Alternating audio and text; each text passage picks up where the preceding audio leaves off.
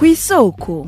Kw'isoko ni ikiganiro mushikirizwa mukagitegurirwa n'urunani rw'amaradiyo Radio Inzamba agateka kawe, Radio RPA ijwi ry'abanyagihugu na Radio Television Renaissance.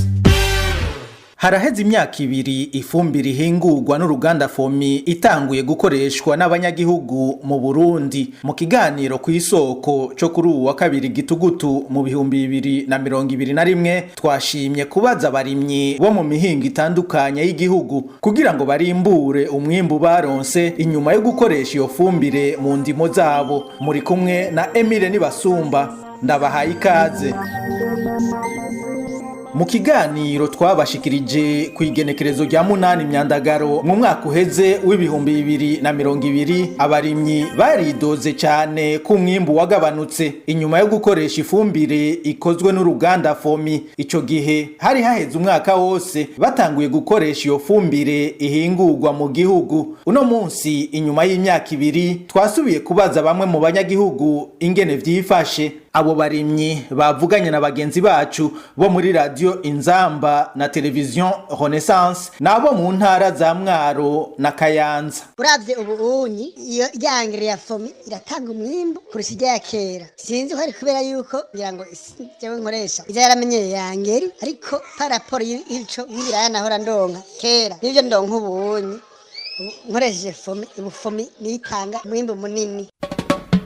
Aho twateza DAP nk'ikiro kuwa Fomi tugwiza na kabiri, kandi ariko raraba n'umwimbu ntumeze co kimwe. Yaba byashoboka twasubiye kuzoronka wawundi wa DAP wa kera. Mwibango bashobora gushiramo akavegride kamwe, ariko ubu wa Fomi ntushobora kugira akavegride kamwe ngo bikunde kuko ucumengo nta kintu washizeyo. Igihe uruganda Fomi rwatangura guhingura iyo fumbire twarabashikirije ico bamwe mu bahinga bo muri urwo ruganda nyene hamwe nabo mu bushikiranganje bw'uburimyi n'ubworozi bayivuze ko ico gihe batubwiye ko leta yafashe ingingo ya gihutihuti yo gutangura gukoresha iyo fumbire, kandi ivyigwa byo gushinga neza ivyo ishigwamwo bitarahera. Uno munsi abo bahinga batubwiye ko kugira ngo haboneke neza ivyosubira guhinyanyugwa muri iyo fumbire hategerezwa guhera n'imiburiburi imyaka 3, haheze imyaka 5 hoho vyokoroha cyane kurimbura iyo fumbire. Ku bwabo bahinga, abo bahinga nyene bagasigura ko kubera leta y'u Burundi yahisemo gutangura gukoresha iyo fumbire bidakunda ko ivyo vyigwa bibandanya kiretse barindiriye iyo myaka igahera. Umwe muri abo bahinga akaba yatubwiye kandi ko umwimbu ugabanutse canke wiyongereye uwemeza ko biba bivuye ku ifumbire Fomi